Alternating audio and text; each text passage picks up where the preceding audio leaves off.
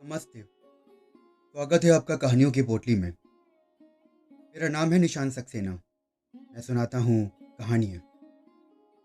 आइए आज सुनते हैं सुभद्रा कुमारी चौहान जी की लिखी कहानी हींग वाला। लगभग 35 साल का एक खान आंगन में आकर रुक गया।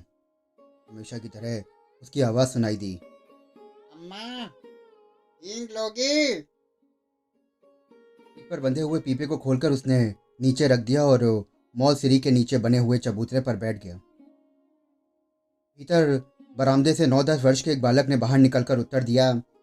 अभी कुछ नहीं लेना है, जाओ। पर खान भला क्यों जाने लगा। जरा आराम से बैठ गया और साफे के छोर से हवा करता हुआ बोला। अम्मा, हींग ले लो।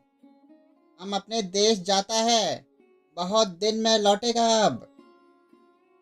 सावित्री रसोई घर से हाथ धोकर बाहर आई और बोली कि हींग तो बहुत सी रखी है खान, अभी 15 दिन नहीं हुए, तुमसे ही तो ली थी।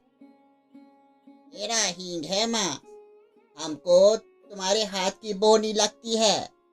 एक ही तोला ले लो, पर ले जरूर लो। ना कहकर फौरन एक डब्बा सावित्री के सामने सरकाते हुए बोला। तुम और कुछ मत देखो माँ, यह हींग एक नंबर का है, हम तुम्हें धोखा नहीं देगा। हाँ, पर इतनी हींग लेकर मैं करूंगी क्या? ढेर सारी तो रखी है। अरे कुछ भी ले लो अम्मा, हम देने के लिए आया है, घर में पड़ी रहेगी। हम अपने देश को जाता है, खुदा जाने अब कब लौटेगा। खान बिना उत्तर की प्रतीक्षा किए हींग तोलने लगा। इस पर सावित्री के बच्चे नाराज हुए और सभी बोल उठे। मत लेना माँ, तुम कभी ना लेना, जबरदस्ती तोले जा रहा है। सावित्री ने किसी की बात का उत्तर ना देकर हींग की पुड़िया ले ली। कितने पैसे हुए खान? 35 अम्मा, 35। सावित्री ने 7 पैसे तोले के भाव में 5 तोले का दाम 35 पैसे लेकर खान को दे दिए। खान सलाम करके चला गया, पर बच्चे को माँ की ये बात अच्छी न लगी। बड़े लड़के ने कहा कि माँ, तुमने खान को वैसे ही 35 पैसे दे दिए, हींग की तो कोई जरूरत ही नहीं थी।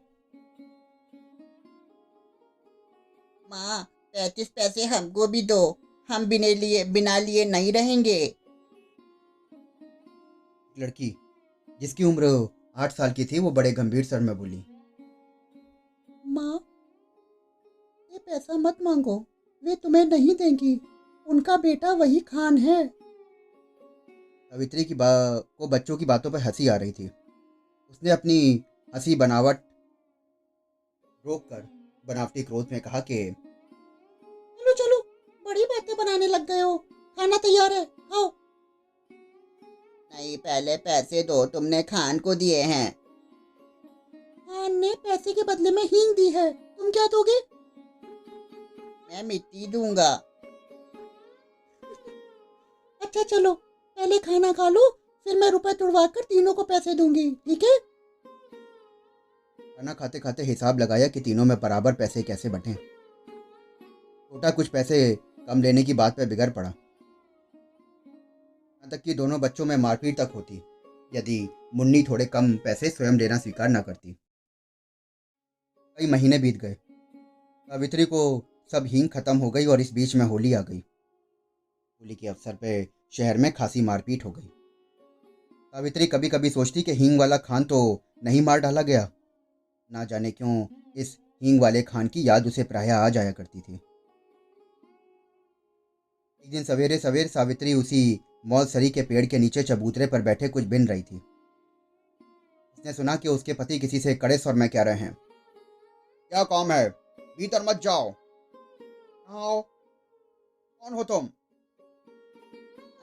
हींग है, तेरा हींग। और खान तब आंगन में सावित्री के सामने पहुंच चुका था। खान को देखते ही सावित्री ने कहा। अरे, बहुत दिन हुए खान, हींग तो कब की खत्म हो गई। हाँ, वो हम अपने देश को गया था अम्मा, परसों ही तो लौटा हूँ। यहाँ तो बहुत जोरों का दंगा हो गया है। हाँ, सुना है, पर समझ में नहीं आता कि लड़ने वालों में क्या मिलता है। खान, तुम हमारे घर चले आए, तुम्हें डर नहीं लगा? ऐसी बात मत करो अम्मा। बेटे को भी क्या माँ से डर हुआ है जो मुझे होता? और इसके बाद ही अपना डब्बा खोलकर और एक छटांग हींग तोलकर सावित्री को दे दी। बेजगारी दोनों में से किसी के पास नहीं थी। खान ने कहा कि वो पैसा फिर लेकर आएगा। सावित्री को सलाम करके वो चला गया। इस बार लोग दशहरा दूने उत्साह के साथ मनाने की तैयारी में थे। 4 बजे शाम को माँ काली का जुलूस निकलने वाला था। पुलिस का भी काफी अच्छा प्रबंध था। सावित्री ने बच्चों से कहा कि हम भी काली का जुलूस देखने जाएंगे, शाम को तैयार रहना। सावित्री के पति शहर से बाहर गए थे। सावित्री स्वभाव से भीरू थी। उसने बच्चों को पैसे का, खिलौने का, सिनेमा का ना जाने कितने प्रलोभन दिए, पर बच्चे ना माने। नौकर रामू भी जुलूस देखने के लिए उत्सुक हो रहा था। उसने कहा कि भेज दो ना माँ जी, मैं अभी दिखा कर लिए आता हूँ। लाचार होकर सावित्री को जुलूस देखने के लिए बच्चों को बाहर भेजना पड़ा। उसने बार बार रामू को ताकीद दी कि दिन रहते ही बच्चों को वापस लौटा लाना। बच्चों को भेजने के साथ ही सावित्री लौटने की प्रतीक्षा करने लगी। देखते ही देखते दिन ढल चला। अंधेरे भी बढ़ने लगा, पर बच्चे ना लौटे। अब सावित्री को ना भीतर चैन था ना बाहर। इतने में उसे कुछ आदमी सड़क पर भागते हुए जान पड़े। वो दौड़कर बाहर आई और पूछा, ऐसे क्यों भागे जा रहे हो? जुलूस तो निकल गया ना? दंगा हो गया है जी, बड़ा भारी दंगा हो गया है। सावित्री के हाथ पैर ठंडे पड़ गए।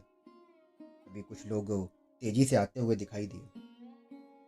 सावित्री ने उन्हें भी रोक कर पूछा, दंगा हो गया है क्या? और उन्होंने भी हाँ में सर हिला दिया। अब सावित्री क्या करे? उन्हीं में से एक से कहा कि भाई, तुम मेरे बच्चों की खबर ला दो। 2 लड़के हैं और 1 लड़की। मैं तुम्हें मुंह मांगा जवाब दूंगी। भी एक देहाती ने उसमें से जवाब दिया, क्या हम तुम्हारे बच्चों को पहचानते हैं माँ जी? ये कहकर वो चला गया। सावित्री सोचने लगी कि सच तो है। इतनी भीड़ में भला कोई मेरे बच्चों को खोजे भी तो कैसे खोजे, और अब वो करे भी तो क्या करे। उसे रह रहकर अपने ऊपर क्रोध आ रहा था। आखिर उसने बच्चों को भेजा ही क्यों?